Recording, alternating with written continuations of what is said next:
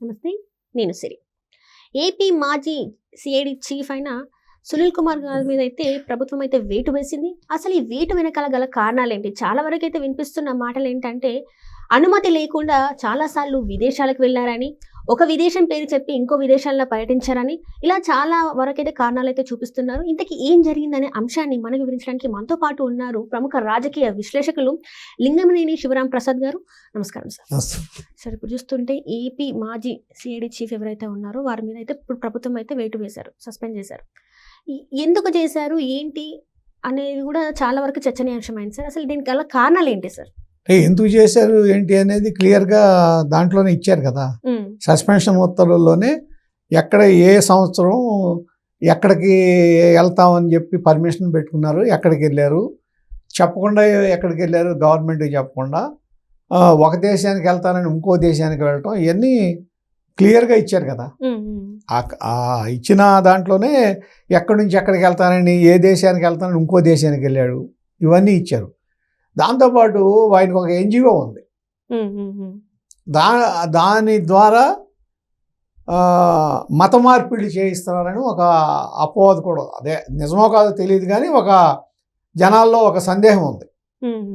దాని నుంచి అక్కడ విదేశాల నుంచి దానికి ఫండ్ వస్తుందని, ఆ ఫండ్ తీసుకురావటం కోసం ఈయన వెళ్ళాడని, దానికోసం ఇప్పుడు ఏంటంటే ఈడీకి ఈ దర్యాప్తు బాధ్యత అప్పచెప్పాలని అనుకుంటున్నారని చెప్పి కూడా ఒక ఇది వచ్చింది. అది ఎంతవరకు క్లారిటీ రావాలి, ఎంతవరకు నిజం అనేది క్లారిటీ వస్తే ప్రభుత్వం దాని మీద ఎంత మేరకు ఏ మేరకు చర్యలు తీసుకుంటుందో చూడాలి. అట్లనే ఇక్కడ చూసుకున్నట్టయితే చాలా వరకు ఇంకొక అంశం కూడా తెర మీదకి వచ్చింది సార్. ఏంటంటే జగన్ గారి బినామీ ఆస్తుల గురించి కూడా తిను చూస్తున్నాడు అని చెప్పేసి కూడా వార్తలు వచ్చినాయి. ఇందులో వాస్తవం ఉందంటారా సార్? మరి బినామీ ఆస్తులు జగన్ గారిది ఇతను చూడాల్సిన అవసరం లేదు. ఆయనకి చాలామంది బినామీలు ఉన్నారు. ఆయన ఆస్తుల గురించి ఈయన చూడాల్సిన పని లేదు. కానీ కాకపోతే ఏంటంటే ఆయన చెప్పినట్టు ఈయన చేశాడు కాబట్టి రఘురామకృష్ణరాజు గారి విషయంలో కానీ, లేకపోతే చంద్రబాబు నాయుడు గారి అరెస్ట్ విషయంలో కానీ, అలాగే మన అచ్చెన్నాయుడు గారి అరెస్ట్, ఇటువంటి చాలా జరిగినాయి కదా. వీటిలో ఆయన చెప్పినట్టు ఒక రూల్ ఆఫ్ లా లేకుండా, ఒక పద్ధతి ఇది లేకుండా ఏదనుకుంటే అది చేసిన విధానం చూసాం. ఇప్పుడు అచ్చెన్నాయుడు గారి కేసులో అయితే డైరెక్ట్గా హైకోర్టే దాని మీద స్టిచర్స్ ఇచ్చింది. అసలు ఏమీ లేనప్పుడు ఎట్లా అరెస్ట్ చేస్తారన్నారు. ఇప్పుడు సేమ్ అదే చంద్రబాబు నాయుడు గారి ఇష్యూలో కూడా ఏం జరిగిందని అరెస్ట్ చేశారు. అవును సార్. ఇంకొకటి, గవర్నర్ గారి పర్మిషన్ తీసుకోకుండా అప్పుడు చంద్రబాబు నాయుడు గారు మాజీ ముఖ్యమంత్రి, ఒక మాజీ ముఖ్యమంత్రిని ఎలా అరెస్ట్ చేస్తారు? ఇది కూడా ఒక అంటే దానికి అరెస్ట్ చేసిన తర్వాత చెప్పామన్నారు, అట్లా ఎట్లా ఇన్ఫార్మ్ చేసామన్నారు. వాళ్ళ ఇష్టం. ఆ రోజు రాజ్యాంగం అట్టుంది. వాళ్ళు దాన్ని ఏ విధంగా కావాలంటే ఆ విధంగా మలుచుకున్నారు. ఆ విధంగా చేయబట్టే కదా సునీల్ కుమార్ ఇవాళ ఇరుక్కుంది అన్నిట్లోనూ. ఇట్లాగా ఒక రూల్ లేకుండా, రూల్ ఆఫ్ లాని పాటించకుండా, ఒక పద్ధతి ప్రకారం ఏమీ చేయకుండా ఆయన ఇష్టం వచ్చినట్టు చేయబట్టి, జగన్మోహన్ రెడ్డి గారిని మెప్పుదల కోసం చేయబట్టే ఇవాళ ఇన్ని ఇబ్బందులు పడుతున్నాడు కదా. అంటే ఇక్కడ ఇదంతా కూడా ఒక వార్త ఎట్లా అంటే, చాలా మంది ఆఫీసర్స్ జగన్ గారి కార్యకర్తలాగా చేశారు కానీ ఎవరు కూడా ప్రభుత్వానికి ప్రజల కోసంగా అయితే చేయలేదు అని చెప్పేసి అయితే ఒక వార్త కూడా ఉంది సార్. నిజంగానే కార్యకర్తలాగా వ్యవహరించినట్టే అనిపిస్తుంది కదా. ఎవరైతే ఆ విధంగా ఉన్నారో వాళ్ళకే ఆయన అందలం ఎక్కించారు. మిగిలిన ఇప్పుడు ఈయన కానీ, అలాగే ఇప్పుడు ఈ సునీల్ కుమార్ కానీ, అట్లాగే చాలామంది, ఇప్పుడు ఈ జవహర్ రెడ్డి గారు ఉన్నాడు, అలాగే ఇంకొక ఆయన పర్సనల్ ఆఫీసర్ ఉన్నారు, ఐఏఎస్లు, వాళ్ళ ద్వారా మొత్తం నడిపించేశారు. ఎవరైతే ఆయనకు అనుకూలంగా మాట్లాడారో, అనుకూలంగా ఒక రూలు ఇది పాటించకుండా ఆయనకి సంతోషం కలిగించేదట్టు ఎవరు చేస్తారో వాళ్ళనే ఆయన సెలెక్ట్ చేసుకుని మంచి మంచి పదవుల్లో పెట్టారు. కాబట్టి వాళ్ళు అదే విధంగా ప్రవర్తించారు. ఆ ప్రవర్తించిన వాళ్ళందరూ ఇవాళ ఇబ్బందులు పడుతున్నారు. ఇప్పుడు కాదంబరి జట్వానీ కేసు ఉంది. యాక్చువల్గా అక్కడికి వెళ్ళి తీసుకొచ్చిన తర్వాత వాళ్ళు బెదిరించి కేసు, అంటే ఏంటంటే వాళ్ళ ఉద్దేశం ఏమవుతుందనే నిర్లక్ష్యం, ఏమవుతుందనే ఓవర్ కాన్ఫిడెన్స్. ఏమవుతుందంటే వాళ్ళు అనుకున్నట్టు ఇంకా 30 సంవత్సరాలు వాళ్ళే ఉంటారు అనుకుని ఒక ధీమాతో ఇట్లా చేశారా, లేకపోతే మమ్మల్ని అసలు ఎవరు ప్రశ్నించే గొంతుక లేదు అని ఒక ధైర్యంతో చేశారు? 30 సంవత్సరాలు జగన్మోహన్ రెడ్డి గారు ఉంటారు, ఇంకోళ్ళు ఉంటారని కాకుండా మేము ఐఏఎస్లు ఐపీఎస్లు మేమంతా ఒక ఇది మా కులం ఐఏఎస్ కులం, మా కులం ఐపీఎస్ కులం. మేము తప్పు చేసినా మా పైన వాళ్ళు కాపాడుతూ ఉంటారు అనే ఒక ఓవర్ కాన్ఫిడెన్స్. అట్లాగా ఎలబట్టి, లేకపోతే ఒక సినిమా యాక్టర్ని తీసుకొచ్చి 2 రోజులు అక్కడ ఉంచి ఆ విధంగా ఇబ్బంది పెడతామంటే ఎంత ధైర్యం ఉండాలి? అది వాళ్ళకి అవసరం ఏంటి? అసలు ఐపీఎస్కి అవసరం ఏంటి? అంత పెద్ద ఆఫీసర్లకి అవసరం ఏంటి? ఆ విధంగా చేయాల్సిన అవసరం ఉంది. వాళ్ళు దాని మూలన 3 సీనియర్ ఐపీఎస్ సస్పెండ్ అయ్యారు కదా. ఇప్పుడు వాళ్ళ సునీల్ కుమార్ గారు సస్పెండ్ అయ్యాడు కదా. ఈ సస్పెండ్ కూడా వీళ్ళు పాజిటివ్ గా చెప్తున్నారు కదా. ఎట్లా? సెకండ్ ప్లేస్ లో ఉన్నారు, అందుకే సస్పెండ్ చేశారు, రేపు డీజీ ఇట్లా అని చెప్పేసి సునీల్ కుమార్ గారు ఆయన 9వ ప్లేస్ లో ఉన్నాడు. సీనియారిటీ లిస్ట్ లో 9వ ప్లేస్ సునీల్ కుమార్ ఇప్పుడు ఇవాళ. అంతేగాని సెకండ్ ప్లేస్ కాదు. 9 మంది తర్వాత కానీ ఆయన 8 మంది తర్వాత కానీ ఆయన ఇట్లాంటివన్నీ తీసుకొస్తున్నారు తెరపై. అంటే అదే ఏంటి, వాళ్ళ సోషల్ మీడియాలో ఈ విధమైన సానుభూతి తీసుకురావాలని తప్పుడు ప్రచారం. అంటే గతంలో చూసాం కదా మనం 2014 నుంచి 19 వరకు 42 మంది డిఎస్పీల్లో 35 మంది కమ్మాళ్ళు అని చెప్పి, కమ్మ సామాజిక వర్గం అని చెప్పి వెళ్ళి ఎక్కడ రాష్ట్రపతి భవన్ ముందు రాష్ట్రపతికి పిటిషన్ ఇచ్చి వచ్చి ఆ కార్యాలయంలో బయటకు వచ్చి స్టేట్మెంట్ ఇచ్చారు, ప్రెస్ మీట్ పెట్టి. తీరా చూస్తే ఉందెవరు, ఎంతమంది? 4.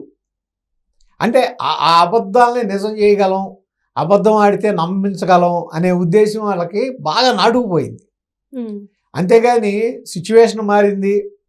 ఆ రోజున మనం ఈ విధంగా అబద్ధాలను నమ్మేమని ప్రజలకు అర్థమైంది అనేది వీళ్ళకి అర్థం కావట్లా.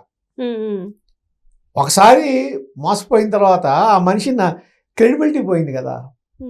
క్రెడిబిలిటీ పోయిన తర్వాత నమ్మరు ఏం చెప్పినా. కానీ ఇప్పుడు ఏమంటున్నారంటే జగన్మోహన్ రెడ్డి గారు జమిలీ ఎలక్షన్స్ వస్తాయి, ఇంకా చంద్రబాబు నాయుడు గారు 2 సంవత్సరాలు కూడా ఆయన టైం లేదు, మేమేంటో చూపెడతాం. ఇప్పుడు జరిగే అరెస్టులన్నీ కూడా అక్రమ అరెస్టులే. ఇందులో అసలు ఎలాంటి అంటే అరెస్ట్ చేసేంత లేకపోయినా కూడా అరెస్ట్ చేస్తున్నారు, అక్రమ అరెస్ట్ చేస్తున్నారు, కక్షపూరిత అరెస్టులు అని చెప్పేసి మాట్లాడుతున్నారు సార్. అది ఇప్పుడు అదే ఇందాక సునీల్ కుమార్ గారు అన్నారు కదా, మీరు ఇన్ని చెప్తున్నారు కదా, సోషల్ మీడియాలో ఇంత చెప్తున్నారు కదా. మరి రాజేంద్రనాథ్ రెడ్డి గారిని 14వ ప్లేస్లో ఉన్నాయని తీసుకొచ్చి అట్టించారు. ఆయన 14వ స్థానంలో ఉన్నాడు, ఆయన్ని తీసుకొచ్చి డీజీపీ చేశారు గౌరవ జగన్మోహన్ రెడ్డి గారు. మరి ఆయన చేయగలిగింది వీళ్ళు ఇష్టం వచ్చినట్టు చేసుకునే అవకాశం చంద్రబాబు నాయుడు గారు ఈయనకు కూడా ఉంది కదా. సో అది ఒక విధంగా ఏంటంటే ఒక పసలేని ఆరోపణ, అర్థం పర్థం లేని ఆరోపణ కింద వస్తుంది అక్కడ. తర్వాత ఇంకోటి ఏమన్నారు మీరు? ఇది ఇప్పుడు ఎవరైతే అరెస్టులు జరుగుతున్నాయో ఇవన్నీ కూడా కక్షపూరితంగా చేస్తున్నారు అరెస్టులు. ఏవి కూడా కావాలని పాత అన్ని తీసేసి ఇప్పుడు మా మీద పెట్టి చేస్తున్నారు అని చెప్పేసి అంటారు. ఇప్పుడు వల్లభనేని వంశీ గారిని అరెస్ట్ చేశారు. ఆయన చేసింది తప్ప కాదా? ఆ కేసు గురించి కాదు అసలు. ఇప్పుడు అరెస్ట్ అయింది దేని గురించి అరెస్ట్ అయ్యాడు ఆయన? ఆ కేసులో ఎవరైతే దాన్ని గన్నవరం టీడీపీ ఆఫీస్ మీద దాడి కేసుని ఎవరైతే ఫిర్యాదు చేశాడో అతన్ని కిడ్నాప్ చేసి, ఆ సత్యవర్ధన్ని కిడ్నాప్ చేసి అతని చేత మళ్ళా విడ్రాయల్ స్టేట్మెంట్ ఇప్పించి ఇవన్నీ చేశారు కాబట్టి వాళ్ళు ఇరుక్కుపోయాడు. ఇప్పుడు దాంట్లో కక్షపూరితం అని చెప్తున్నారు. ఏదో ఒక వీడియో రిలీజ్ చేశారు వైసీపీ వాళ్ళు. ఏంటంటే ఎక్కడో వైజాగ్లో బట్టలు కొనుక్కుంటున్నప్పుడు అలా తెలియకుండా వాళ్ళు చేసింది ఏంటి, కొనుక్కుంటుంటే వాళ్ళ పక్కన మళ్ళీ 2 వంశీ గారి మనుషులే ఉన్నారు వాళ్ళ పక్కన. అదే ఆ ఫోటోలో వచ్చింది. అంటే ఏంటి, ఎందుకు వచ్చారు వాళ్ళు? వాళ్ళకేం పని? అసలు నాకు సత్యవర్ధన్ ఎవరో తెలియదు అని చెప్పేసి మాట్లాడుతున్నారు. మరి తెలియనండి ఇంట్లో ఉంచుకున్నాడంటే ఆయన ఎమ్మెల్యేగా అన్నిసార్లు ఎట్ట చేశాడు, మరి అంత నాయకుడు ఎట్ట అయ్యాడని. అంటే ఇప్పుడు నమ్మటానికి కూడా ఇవాళ వెళ్ళి రేపటి వరకు ఉండి నైట్ అక్కడే ఉండి వాళ్ళ ఇంటి దగ్గర నుంచి బయలుదేరి మళ్ళీ ఆయన అనుచరులే తీసుకెళ్ళి వైజాగ్ తీసుకెళ్ళి ఇక్కడ స్టేట్మెంట్ ఇప్పించి విజయవాడలో మళ్ళీ వైజాగ్ తీసుకెళ్ళి వైజాగ్లోనే వాళ్ళ ఇంటి దగ్గరే పోలీసులు పట్టుకుంటే అతను వెళ్ళిపోయి మళ్ళీ స్టేట్మెంట్ ఇచ్చాడు. ఈ విధంగా నన్ను హింస పెట్టారు, కొట్టారు, బెదిరించారు, నా చేత ఆ విధంగా స్టేట్మెంట్ ఇప్పించారు, నాకు ప్రాణహాని ఉంది అని, ఇది వంశీమూలన ప్రాణహాని ఉంది, రక్షణ కల్పించమని అతను స్టేట్మెంట్ ఆల్రెడీ ఇచ్చాడు. అవును. మళ్ళీ తిరిగి స్టేట్మెంట్ ఇచ్చాడు. కక్ష సాధింపు అవుతుంది. సరే, పోసాని కృష్ణమురళి అసలు ప్రపంచంలో అంత చదువుకుని, అంత రచయిత, ఒక మంచి మేధావి, మంచి యాక్టరు, అటువంటి వాడు ఆ భాషను మాట్లాడితే ఎందుకు సహించాలి? అంటే ఇప్పుడు మాట్లాడిన దానికి కాదు మేము అరెస్ట్ చేసింది, అప్పుడు ఏదైతే నంది అవార్డుల గురించి కాస్ట్ గురించి మాట్లాడారో మేము దాని గురించి అరెస్ట్ చేసామని అన్నీ ఒక్కొక్కటి కాదు, అతని మీద దాదాపు 30-40 కేసులు పెట్టారు. అన్నీ ఒకే ఇది కాదు, ఒకే కేసు కాదు, దాదాపు 30 కేసులు ఉన్నాయి అతని మీద. అతను కూడా మనకు తెలిసిన దాని ప్రకారం స్టేట్మెంట్ ఇచ్చేశాడు. ఇది వీళ్ళందరికీ ధైర్యమే ఉండదు. వాళ్ళు ఏంటంటే ఒక ఆ సినిమా ఫీల్డ్లో ప్రజలకు దూరంగా బతుకుతారు, జనాలతో సంబంధం ఉండదు. వాళ్ళ షూటింగ్లు, డబ్బులు, మళ్ళీ ఎంజాయ్మెంటు, మళ్ళీ షూటింగ్లు, ఇంతే. అసలు ప్రజల్లోకి వస్తే ఏమవుతుంది, రాజకీయాల్లో ఈ విధంగా చేస్తే ఏమవుతుంది, తప్పుడు మాటలు మాట్లాడితే ఏమవుతుంది అనే దాని మీద ఏవి మళ్ళీ తిరిగి మనకి వస్తాయి అనేది వాళ్ళు ఆలోచించరు. Right sir. అంటే వీళ్ళందరూ ప్రజలకి దూరంగా ఉన్నారు, కానీ ఐపీఎస్ ఆఫీసర్లు, ఐఏఎస్ ఆఫీసర్లు అయితే ప్రజలకు దగ్గరనే ఉంటారు. మరి ఈ సునీల్ గారు లాంటి వాళ్ళు మరి ఒక పార్టీకి అనుచరులాగా చేయడమే కావచ్చు, ఒక పార్టీ వైపే ఉండడం కావచ్చు, అది తప్పని తెలియదు సార్, చట్టబద్ధం కాదని తెలియదు సార్. మరి ఎందుకు ఇట్లా ఒక పార్టీ వైపే చేశారు, ఒక మనిషికి చేయడం ఏంటి సార్? అదే ఆయన పైన ఏం చెప్తే వాళ్ళని నమ్మించడం, వాళ్ళని మెప్పించడంతో పాటు ఒకటి అక్రమ సంపాదన, దాని మీద అక్రమ సంపాదనకు అవకాశం వస్తుంది అనేది ఒకటి, అపరిమితమైన అధికారం చెలాయించవచ్చు మనం అనేది రెండోది. మూడోది, మా సీనియర్స్ ఉన్నారు, మమ్మల్ని రక్షిస్తారు, అసలు మాది ఐపీఎస్ కులం, ఐఏఎస్ కులం, మమ్మల్ని రక్షిస్తారనే ధైర్యం ఒకటి. గవర్నమెంట్ ఏం చేస్తుంది, మనని వాళ్ళు 5 ఏళ్ళు ఉంటారు, వెళ్ళిపోతారు, ఒకళ్ళు పోతే ఇంకొకళ్ళు వస్తారు, ఒకళ్ళు మనం శాశ్వతం ఇక్కడ ఈ 35 ఏళ్ళు ఎన్నేళ్ళు ఉంటాం, 32 ఏళ్ళు, కాబట్టి మన ఒకరికొకళ్ళు మనం సపోర్ట్ చేసుకుంటాం అనే ధైర్యంతో తప్ప ఇవాళ అసలు అతను చేసిన ఈ పనులు ఏ విధంగా సమర్థనీయం? రఘురామకృష్ణరాజు ఆయన ఎంపీ, అత్యున్నత ఏది లెజిస్లేటివ్ ఇది కదా, పార్లమెంట్ మెంబరు, దేశం మొత్తంకు లెజిస్లేషన్ చేసేది పార్లమెంటే. ఆ మెంబర్ను పట్టుకుని నువ్వు ఇష్టం వచ్చినట్టు అరెస్ట్ చేసి ఆయనకి ఆ విధంగా మీరు కస్టోడియల్ టార్చర్ గురి చేశారంటే ఎంత ధైర్యం ఉండాలి? అంటే ఏంటి, ఏమవుతుంది అనే ఒక విధమైన నిర్లక్ష్యం తప్ప ఏంటి చెప్పండి దానికి. అంటే అది అట్లా 3rd డిగ్రీ ఇస్తూ కూడా వీడియో కాల్స్ చేసి వాళ్ళకి చూపెట్టడం, ఇదంతా కూడా అసలు చట్ట వ్యతిరేకం అని చెప్పేసి వాళ్ళకి అసలు ఐడియా లేదా? అంటే చట్టంలో తెలిసిన లూప్ హోల్స్ తెలుసుకోవడం వల్ల వీళ్ళు బయటకు ఎట్లయినా చట్టం కూడా మన ఏం చేయదనే ధైర్యం, చట్టం కూడా మన ఏం చేస్తుంది, మనం అక్కడ లేం కదా, కనపడం కదా, వెళ్తే కింద ఆఫీసర్లే కదా బలయ్యేది. అందుకని ఆ లోపల మీరు అక్కడికి వచ్చిన ఇన్సైడ్ మన సీసీ కెమెరాలు కూడా తీసేశారు కదా, పనిచేయవు, అవసరం వచ్చినప్పుడు కెమెరాలు పనిచేయవు, అవి చెడిపోతాయి అక్కడ, లేకపోతే నెట్ ఉండదు, అవన్నీ జరిగినాయి కదా. మరి అటువంటిప్పుడు ఇవాళ ఏ విధంగా అక్రమం అంటారు, ఏ విధంగా అన్యాయం అంటారు చెప్పండి నాకు. మరి ఇప్పుడు సునీల్ గారి కేసులో ఏం జరగబోయే అవకాశం ఉంది? ఇప్పుడైతే సస్పెండ్గా ఉత్తర్వులు అయితే జారీ చేశారా, నెక్స్ట్ ఏం ఉండబోతుంది మరి? దాని కంటిన్యూషనే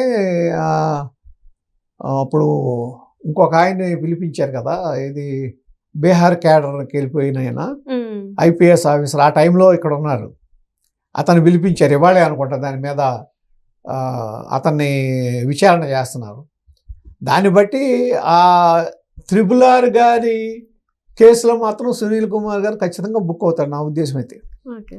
దాని నుంచి తప్పించుకోలేడు, ఎందుకంటే తప్పించుకోవాలని చూశారు కానీ ఆయన ఉడుపు పట్టు పట్టాడు ఇక RRR అని ఆయన. ఎందుకంటే ఇక్కడ ఒకటి ఆలోచించాల్సింది ఏంటంటే, అక్కడ రఘురామకృష్ణరాజు కాబట్టే ప్రాణాలతో బయటపడ్డాడు, అదే సిచ్యువేషన్ కూడా అయితే ప్రాణాలతో బయటపడేవాడు కాదు,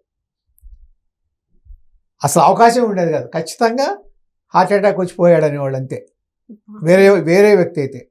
కారణం ఏంటంటే ఈయన అక్కడ ఉన్న తర్వాత ఈ పార్లమెంట్లో ఉండటం, అక్కడ ఆయన పరిచయాలు, ఆ పైన కొంతమంది ఆఫీసర్లు కానీ కేంద్ర మంత్రులు కానీ కల్పించుకుంటాం, ఇమ్మీడియట్గా దాని మూలన ఇతను కూడా రఘురామకృష్ణరాజు కూడా అక్కడ ఇది జడ్జి దగ్గర నాకు దెబ్బ కొట్టారు అని చెప్పటం, చెప్పిన తర్వాత కూడా మళ్ళా తప్పుడు రిపోర్ట్ ఇప్పించారు ఆ ప్రభావతి చేత, డాక్టర్ ప్రభావతి చేత.